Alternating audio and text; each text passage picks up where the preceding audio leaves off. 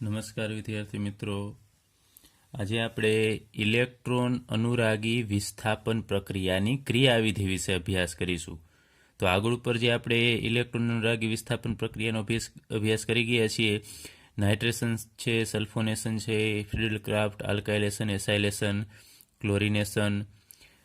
તો આ બધી પ્રક્રિયા કઈ રીતે થાય છે એને આપણે અહીંયા ડિટેલમાં સમજીશું. હવે SE પ્રક્રિયા ને શું કહેવામાં આવે છે? તો ઇલેક્ટ્રોન અનુરાગી વિસ્થાપન પ્રક્રિયા.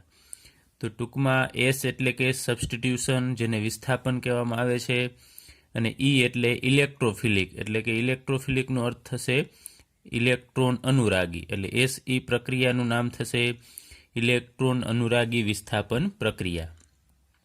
તો આ પ્રક્રિયા છે એ મુખ્ય 3 તબક્કામાં થાય છે. અહીં આપણે એનો અભ્યાસ કરીશું. અમુક પ્રાયોગિક રીતે જે માહિતી મળેલી છે એના આધારે કઈ રીતે પ્રક્રિયા થાય છે. તો 3 તબક્કામાં એમાં પ્રથમ તબક્કો છે ઇલેક્ટ્રોન અનુરાગી પ્રક્રિયકની ઉત્પત્તિ, એટલે કે E+. આપણે આગળ ઉપર વાત કરેલી કે કોઈ પણ ધનવીજભારિત પ્રક્રિયક છે એ ઇલેક્ટ્રોન અનુરાગી પ્રક્રિયક તરીકે વર્તે છે. તો કોઈ પણ પેલા પ્રક્રિયકમાંથી આપણે E+ છે એ બનાવવાનો થશે. ત્યારબાદ મધ્યવર્તી કાર્બોકેટાઇનની બનાવટ, પછી વચ્ચે કાર્બોકેટાઇન પણ બનશે, અને પછી ત્રીજા તબક્કામાં મધ્યવર્તી કાર્બોકેટાઇન છે એમાંથી આપણે પ્રોટોન એટલે કે H+ છે એને આપણે દૂર કરી નાખીશું, એટલે આપણને તટસ્થ સંયોજન છે એ મળશે. તો આપણે વિગતવાર આ બધા તબક્કાનો અભ્યાસ કરીએ. એમાં પ્રથમ લઈએ ઇલેક્ટ્રોન અનુરાગી પ્રક્રિયકની ઉત્પત્તિ, એટલે કે E+ની ઉત્પત્તિ કઈ રીતે થાય છે. તો ક્લોરિનેશન, આલ્કાઇલેશન, એસાઇલેશન પ્રક્રિયાનું આપણે અહીં ઉદાહરણ લઈએ.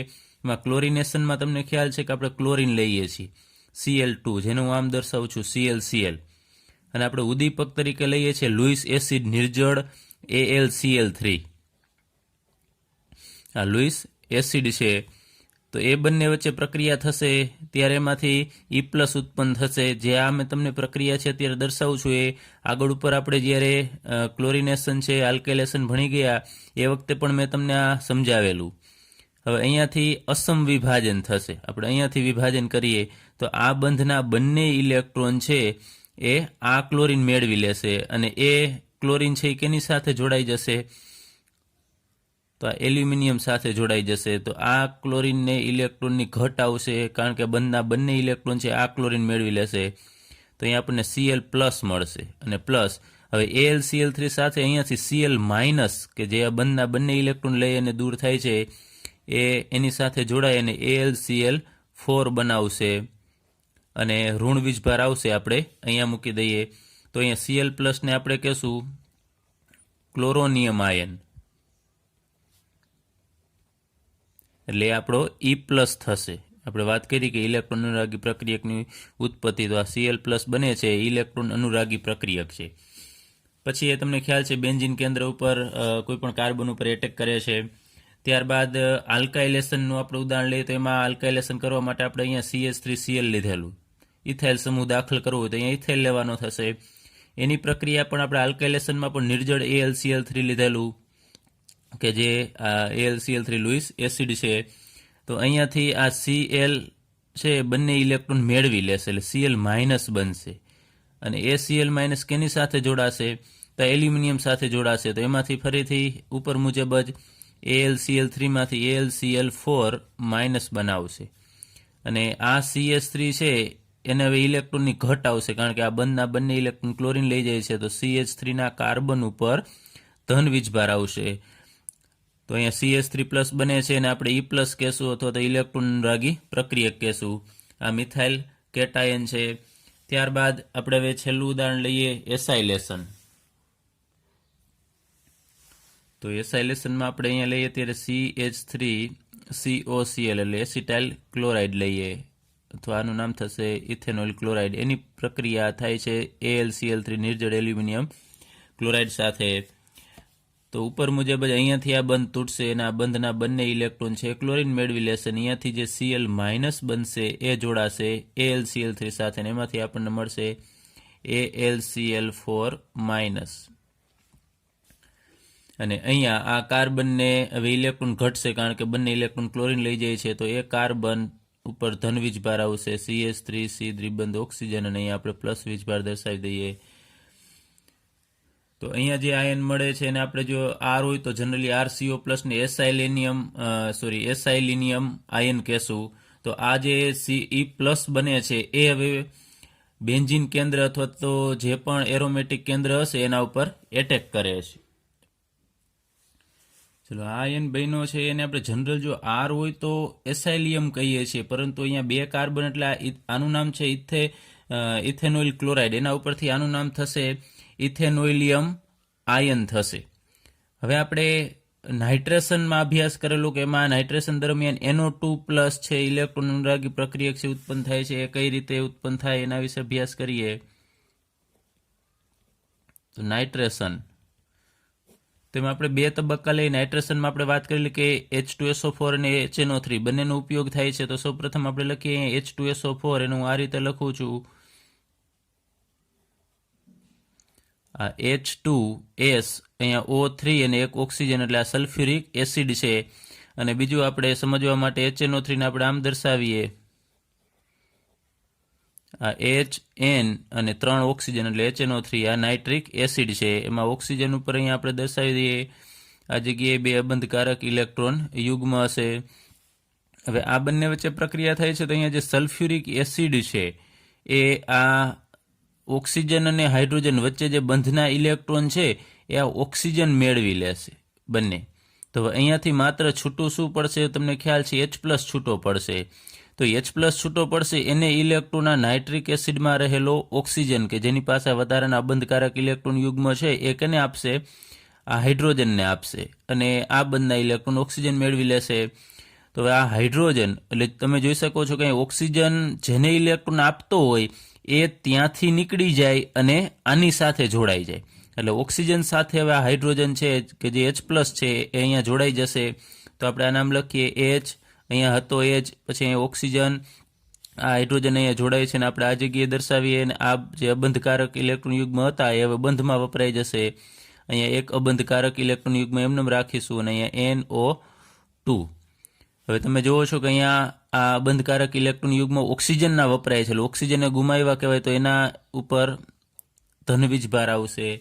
અને ત્યારબાદ અહીંયા પાછળ આ બાજુએ શું વધશે તો તમે જુઓ છો કે અહીંયા એક H અને SO4 અને ઓક્સિજન ઉપર ઋણ વીજભાર એટલે HSO4- વધશે. તો આ સંતુલનમાં હોય છે. હવે અહીંયા એક રસપ્રદ વાત એ છે કે આ જગ્યાએ તમે આ બંને એસિડ જ છે, સલ્ફ્યુરિક એસિડ અને નાઇટ્રિક એસિડ બંને એસિડ છે, પરંતુ તમે અહીંયા જુઓ છો કે આ ઇલેક્ટ્રોન મેળવે છે સલ્ફ્યુરિક એસિડને, એ શું કરશે, H+ ગુમાવે છે, એટલે આને H+ ગુમાવ્યો કહેવાય. તો આ એસિડ તરીકે વર્તે છે. અને આ નાઇટ્રિક એસિડ શું કરશે, સલ્ફ્યુરિક એસિડે જે H+ ગુમાવ્યો એ કેની સાથે જાય છે, HNO3 સાથે જશે. તો આ બેઝ તરીકે વર્તે છે. ખાસ જોજો, છે બંને એસિડ જ, પરંતુ આ પ્રક્રિયામાં એક એસિડ તરીકે વર્તે છે અને બીજો બેઝ તરીકે વર્તે છે. તો આ કહી શકાય કે આ સંતુલન પ્રક્રિયા છે, એટલે કે બંને દિશામાં પ્રક્રિયા થતી હશે. ફરીથી આ H+ નીકળી નાની પાસે જતો રહેશે તો આ બંને પાછા મળી જશે. તો આ સંતુલન પ્રક્રિયા છે એ એસિડ બેઝ સંતુલન કહી શકાય, કારણ કે એસિડ અને બેઝ વચ્ચેનું સંતુલન છે આ. હવે ત્યારબાદ અહીંયા જે આ HNO3 ની અંદર એક H+ જોડાયેલો છે એની આગળ ઉપર કેવી પ્રક્રિયા થઈ લઈએ, અહીંયા HO, અહીંયા H, અહીંયા ઓક્સિજન ઉપર ધન વીજભાર, અને અહીંયા NO2. તો આનું નામ થશે, અહીંયા નાઇટ્રિક એસિડની અંદર એક પ્રોટોન એડ થયેલો છે એટલે આનું નામ થશે પ્રોટોનેટેડ નાઇટ્રિક એસિડ. હવે એમાંથી આ ઓક્સિજન ઉપર જે ધન વીજભાર છે એ અસ્થાયી કહેવાય, એટલે એ પોતાનો ધન વીજભાર દૂર કરવા માટે શું કરશે, અહીંયા જે ઓક્સિજન અને નાઇટ્રોજન બંને વચ્ચે જે બંધ છે એ બંધના ઇલેક્ટ્રોન છે એ આ ઓક્સિજન મેળવી લેશે, બંને ઇલેક્ટ્રોન. તો અહીંયા HOH એટલે કે આપણને પાણી મળશે, H2O.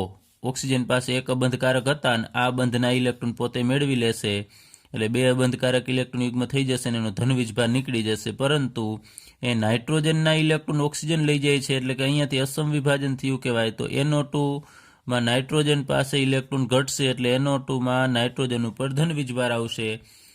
તો આને આપણે કહેશું નાઇટ્રોનિયમ આયન.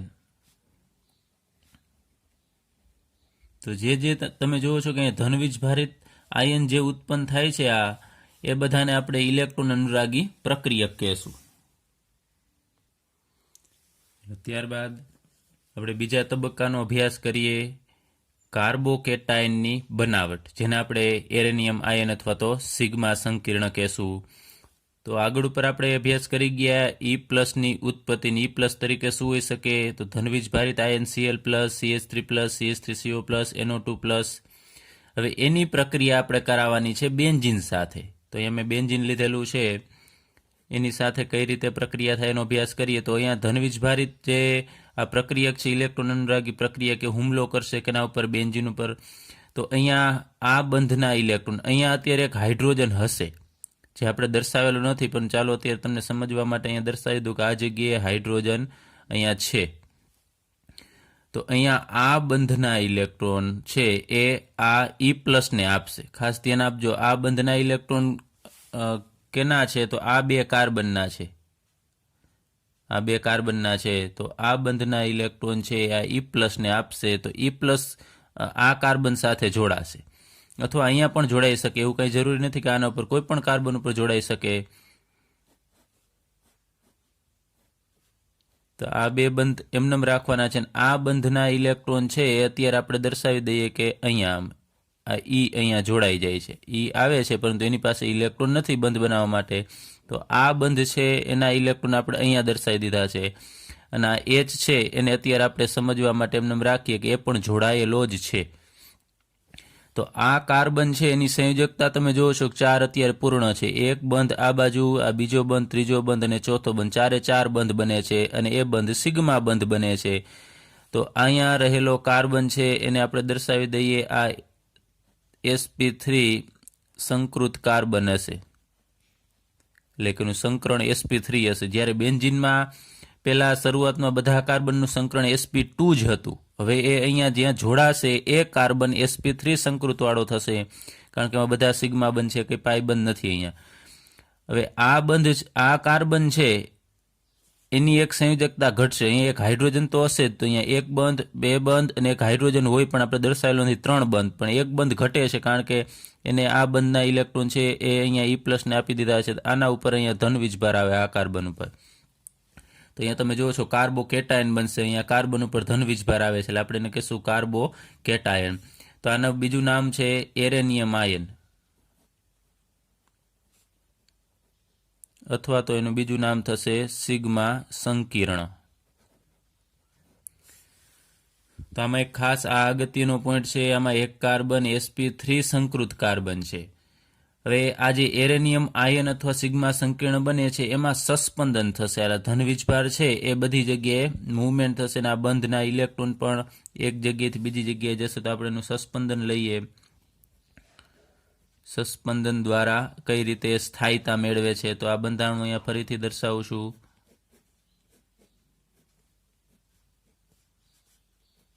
અહીંયા H એમનેમ રાખીએ છીએ અત્યારે, E આ રીતે દર્શાવી અને અહીંયા ધન વીજભાર. હવે આ કાર્બનને ઇલેક્ટ્રોનની જરૂર છે કારણ કે એના ઉપર ધન વીજભાર છે, તો એનો પાડોશી કાર્બન એને મદદ કરશે. એટલે કે આ બંધના ઇલેક્ટ્રોન છે એ અહીંયા એને શિફ્ટ કરશે.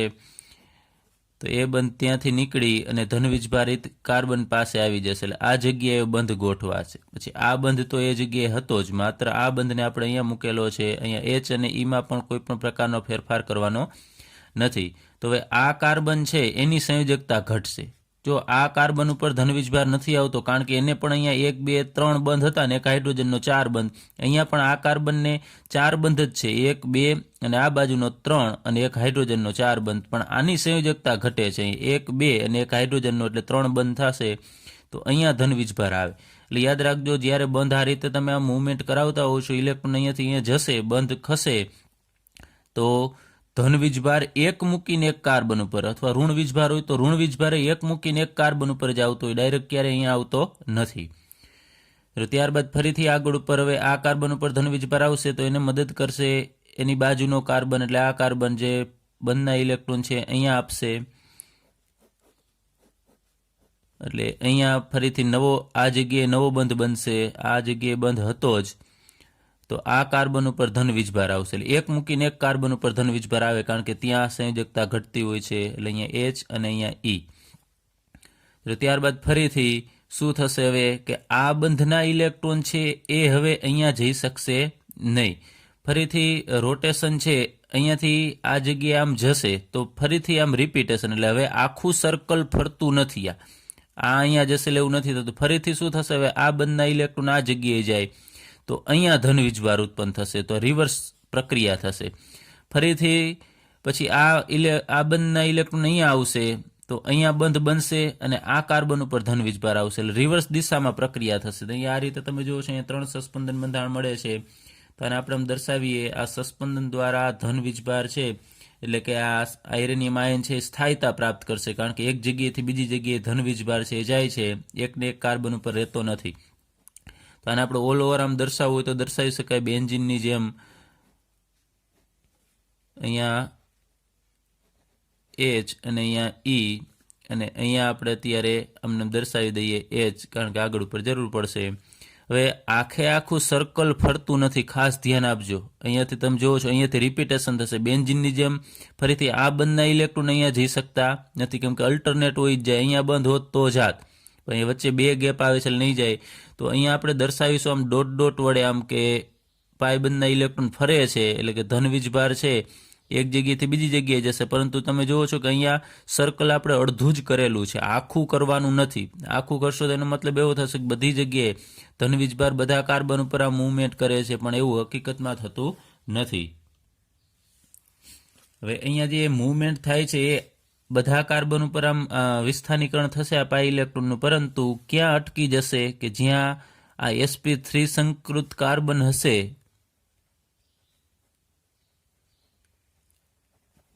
ત્યાં આગળ ઉપર ઇલેક્ટ્રોનનું વિસ્થાનીકરણ થતું નથી, અહીંયા અટકી જાય છે આના લીધે, આ sp3 કાર્બનના લીધે. તો હવે સંપૂર્ણ આમ રોટેશન થવું જોઈએ. આપણે વાત કરેલી આગળ ઉપર યુકેલના નિયમમાં કે પાઈ ઇલેક્ટ્રોનનું સંપૂર્ણ વિસ્થાનીકરણ થવું જોઈએ. સંપૂર્ણ થતું નથી, આખું સર્કલ ફરતું નથી આ કાર્બનના કારણે. તો અહીંયા જે એરેનિયમ અથવા સિગ્મા સંકીર્ણ છે એ પોતાનો એરોમેટિક ગુણધર્મ ગુમાવે છે, એટલે હવે આ એરોમેટિક સંયોજન કહેવાય નહીં. આ વચ્ચેનો જે કાર્બોકેટાયન છે, અહીંયા હું લખી નાખું છું, એરોમેટિક ગુણ આ ગુમાવે છે. ચલો, કેમ ગુમાવે છે મેં તમને સમજાવ્યું છે, કારણ કે ઇલેક્ટ્રોન સંપૂર્ણ વિસ્થાનીકૃત થતા નથી, બધી જગ્યાએ ફરતા નથી, અહીંયા અટકી જાય છે. ચલો, તો ફરીથી આ સંયોજન છે પોતાનો એરોમેટિક ગુણધર્મ પાછો પ્રાપ્ત કરવા માટે પ્રયત્ન કરશે. તો એમાંથી એને H+ ગુમાવવો પડશે. અહીંયા આપણે એટલા માટે દર્શાવેલો છે, H+ એને ગુમાવવો પડશે, એટલે ફરીથી આ sp3 સંકૃત કાર્બન છે એ sp2 માં કન્વર્ટ થશે અને પોતાનો એરોમેટિક ગુણધર્મ પાછો પ્રાપ્ત કરશે. તો આપણે આ ક્રિયાવિધિનો હવે ત્રીજો અને અંતિમ તબક્કો લઈએ, પ્રોટોનનું દૂર થવું. મધ્યવર્તી કાર્બોકેટાયનમાંથી પ્રોટોનનું દૂર થવું, અંતિમ તબક્કો. તો અહીંયાથી હવે આપણે વાત કરીએ આગળ ઉપર કે સિગ્મા સંકીર્ણ છે એરોમેટિક ગુણધર્મ ગુમાવે છે, ને પોતે એરોમેટિક ગુણધર્મ પુનઃ પ્રાપ્ત કરવા માટે પ્રોટોન ગુમાવવો પડશે એને. તો અહીંયા જે આ કાર્બન sp3 સંકૃત કાર્બન હતો એને sp2 માં કન્વર્ટ થવું પડશે, એટલે અહીંયાથી એક H+ છે એ દૂર થશે અને આ કાર્બન ઉપરનો ધન વીજભાર છે એ પણ દૂર થશે. તો હેલોજિનેશન, આલ્કાઇલેશન અને એસાઇલેશન, એમાં આપણે પ્રથમ તબક્કો આ ક્રિયાવિધિનો છે એમાં આપણે ભણી ગયા કે હેલોજિનેશનમાં એમાં આપણે ક્લોરિનેશન લીધેલું, એમાં Cl+ બનતો હતો અને સાથે AlCl4- બનતો હતો. પછી આલ્કાઇલેશન, એસાઇલેશનમાં બંનેમાં પણ એ CH3+ અને CH3CO+ ની સાથે AlCl4- બનતો હતો. હવે એ AlCl4- છે એ આના ઉપર એટેક કરશે અને અહીંયાથી પ્રોટોનને દૂર કરાવશે. તો આપણે લઈએ કે આ બંધના ઇલેક્ટ્રોન, અહીંયા મેં E અને H છે અલગ દર્શાવેલા છે, ઉપર પણ દર્શાવી શકો H ને, નીચે પણ દર્શાવી શકો, કોઈ પ્રોબ્લેમ નથી.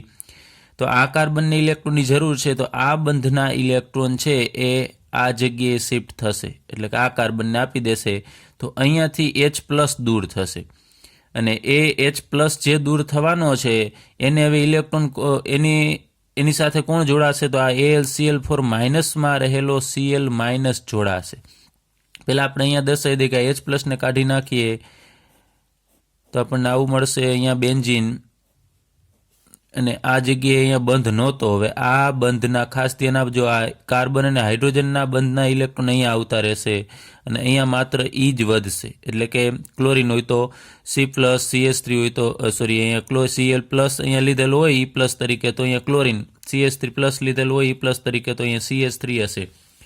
અને અહીંયાનો હવે ધન વીજભાર છે દૂર થઈ જશે, કારણ કે એને હવે એની સંયોજકતા પૂર્ણ થશે, આ જગ્યાએ બંધ આવી જાય છે. હવે અહીંયાથી છૂટો પડેલો H+ આમાંથી Cl- સાથે જોડાઈ અને HCl તરીકે દૂર થશે, અને AlCl4- માંથી Cl- દૂર થશે તો AlCl3 વધશે. તો અહીંયા તમે જોવો છો આપણને આ એક સંયોજન મળી ગયું. એમાં આ કાર્બન જે પહેલા sp3 સંકૃત હતો એ હવે sp2 સંકૃત થશે, અને આમાં 3 બંધ પાછા બેન્ઝીનના આવી જાય છે, પાઈ બંધ, તે આમ સસ્પંદન કરતા રહેશે, ફરતા રહેશે બંધ, અને આ સંયોજન એરોમેટિક ગુણધર્મ છે એ પુનઃ પ્રાપ્ત કરશે. હવે આપણે નાઇટ્રોજનના કિસ્સામાં લઈએ કે નાઇટ્રેશનમાં આપણે વાત કરી હતી H2SO4 ને HNO3 માં એક એસિડ તરીકે ને એક બેઝ તરીકે વર્તતો હતો. એ દરમિયાન નાઇટ્રેશનમાં NO2+ ઉત્પન્ન થતો હતો, જેને આપણે અહીંયા જોડેલો છે. પછી NO2 ઉત્પન્ન થાય છે, સાથે સાથે HSO4- પણ ઉત્પન્ન થતું હોય છે. એ હવે આના જેવું જ કામ કરશે. અહીંયા જે રીતે આને ઇલેક્ટ્રોન આપે છે એ જ રીતે અહીંયાથી આ H+ જે છૂટો પડશે, પહેલાં દર્શાવી દે કે આ બંધના ઇલેક્ટ્રોન ઉપર મુજબ જ અહીંયા શિફ્ટ થશે. તો અહીંયા નવો આ પાઈ બંધ બનશે અને આ જગ્યાએ આપણે એમને દર્શાવવાનું રહેશે, અને અહીંયાનો ધન વીજભાર છે એ હવે અહીંયા દૂર થશે. પ્લસ હવે અહીંયાથી H+ છૂટો પડશે. આ પ્લસ સમજવા માટે હું તમને દર્શાવું છું, પ્લસ છે એમાં આ HSO4- છે એ આને ઇલેક્ટ્રોન આપશે, એટલે કે H+ હવે આ HSO4- સાથે જોડાઈ અને H2SO4 બનાવશે. એટલે હવે આ સંયોજન છે એ પણ એરોમેટિક સંયોજન થશે. હવે અહીંયા આ જગ્યાએ એક હાઇડ્રોજન નહીં હોય, ખાસ ધ્યાન રાખજો. અહીંયા એક હાઇડ્રોજન હતો એ હવે દૂર થાય છે, કારણ કે વિસ્થાપન થાય છે. જ્યારે આ દરેક જગ્યાએ આ જગ્યાએ હાઇડ્રોજન હશે, અહીંયા એટલે કે 5 કાર્બન, આ કાર્બન સિવાયના 5 કાર્બન ઉપર એક એક હાઇડ્રોજન હશે. ત્યારબાદ યોગશીલ પ્રક્રિયાઓ. તો એરોમેટિક સંયોજનો છે સામાન્ય રીતે સામાન્ય પરિસ્થિતિમાં યોગશીલ પ્રક્રિયાઓ આપતા નથી, પરંતુ પ્રબળ પ્રક્રિયા પરિસ્થિતિ, એટલે કે જો ઊંચું તાપમાન હોય, ઊંચું દબાણ હોય, અથવા બેમાંથી એકની જરૂર પડી શકે, નિકલ જેવા ઉદ્દીપકની હાજરીમાં એ યોગશીલ પ્રક્રિયા છે એ આપી શકશે, અથવા બીજા ઉદ્દીપક પણ આની જગ્યાએ હોઈ શકે. તો અહીંયા આપણે ઉદાહરણ લેવાનું છે યોગશીલ પ્રક્રિયામાં હાઇડ્રોજિનેશન, એટલે હાઇડ્રોજન છે એ ઉમેરાશે. એમાં આપણે શરૂઆતમાં એ પ્રક્રિયક તરીકે એરોમેટિક તરીકે લઈએ બેન્ઝીન, એની અંદર આપણે હાઇડ્રોજન ઉમેરવાનો છે.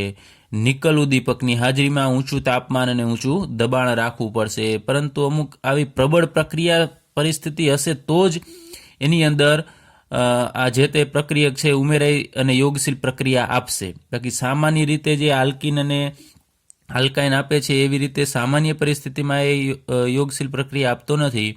તો બેન્ઝીન છે એની પ્રક્રિયા આપણે H2 સાથે નિકલ ઉદ્દીપકની હાજરીમાં ઊંચા તાપમાનને દબાણે કરાવીએ તો શું થશે કે અહીંયા રહેલો પાઈ બંધ તૂટશે.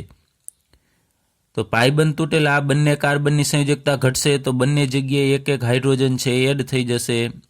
એ જ રીતે આ પાઈ બંધ તૂટશે તો આ બંને કાર્બનની સંયોજકતા ઘટે, ત્યાં પણ એક એક હાઇડ્રોજન ગોઠવાઈ જશે, અને આ બંધ તૂટેલે બંને કાર્બન ઉપર, એટલે કે ટોટલી 6 કાર્બન ઉપર એક એક હાઇડ્રોજન છે એ એડ થઈ જશે. તો આપણને આવું સંયોજન મળશે. બંધ વચ્ચેના દૂર કરવાના છે, તો આનું નામ થશે સાયક્લોહેક્ઝેન.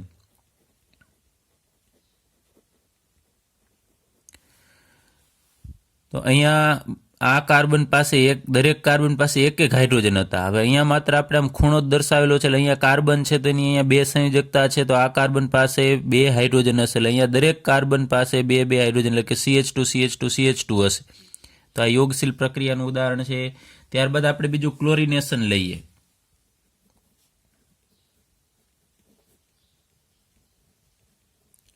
ઉપરની પ્રક્રિયા છે આપણે ભણી ગયા હાઇડ્રોજનેશનનું ઉદાહરણ. હવે આપણે ક્લોરિન એડ કરવો છે બેન્ઝીનની અંદર. તો એના માટે અહીંયા જેમ આપણે હાઇડ્રોજન લીધેલા, અહીંયા જોવો છો તમે 3 દુને 6 હાઇડ્રોજન, એટલે એક એક હાઇડ્રોજન દરેક કાર્બન ઉપર જોડાતો. તો એ જ રીતે અહીંયા આપણે 3 મોલ Cl2 લેવાના છે, પરંતુ અમુક પરિસ્થિતિની હાજરીમાં UV એટલે અલ્ટ્રાવાયોલેટ પ્રકાશની હાજરીમાં, પારજાંબલી પ્રકાશની હાજરીમાં આપણે પ્રક્રિયા કરવાની છે. તો 500 કેલ્વિન તાપમાન. તો અહીંયા જેમ હાઇડ્રોજન એડ થતા હતા એ જ રીતે હવે દરેક કાર્બન ઉપર અહીંયા બંધ તૂટી જશે, વચ્ચેના પાઇબંધ, અને દરેક કાર્બન ઉપર એક એક ક્લોરીન છે એ જોડાઈ જશે. અહીંયા આપણે હવે દરેક કાર્બન ઉપર એક એક ક્લોરીન જોડી દેવું.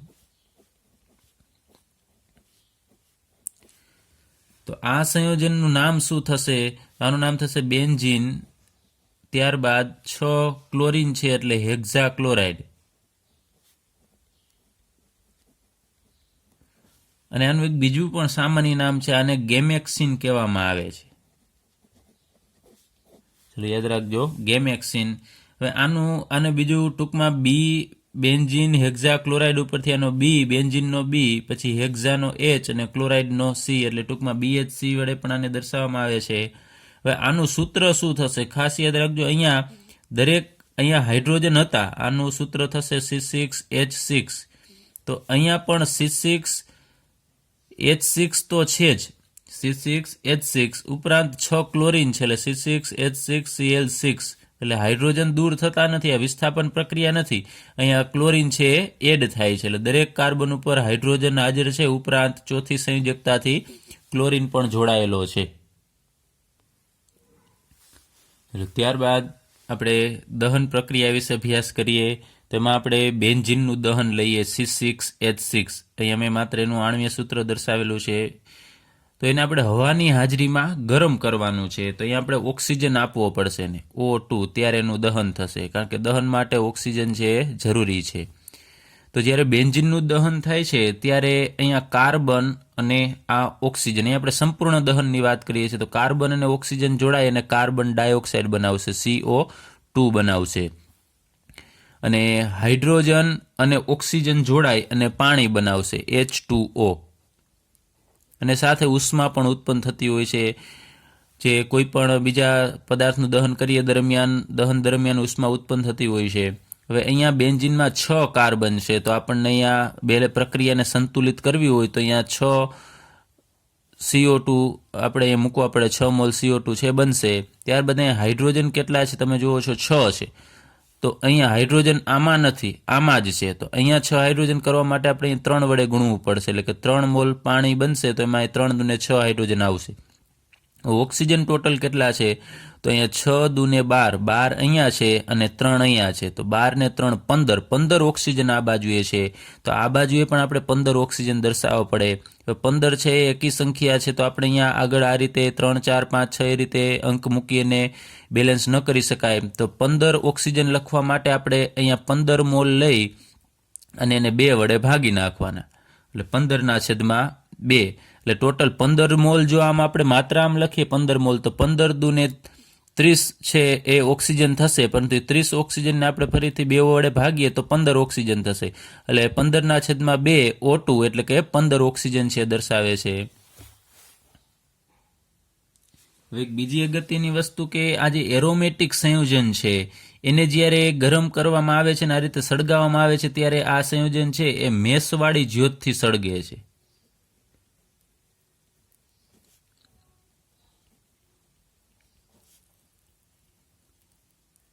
એટલે એકદમ કાળો ધુમાડો છે ઉત્પન્ન થશે. એ એરોમેટિક સંયોજનની એક લાક્ષણિકતા છે કે એરોમેટિક સંયોજન છે એ સામાન્ય રીતે મેષવાળી જ્યોતથી, એકદમ કાળા ધુમાડાની જ્યોતથી એ સળગે છે.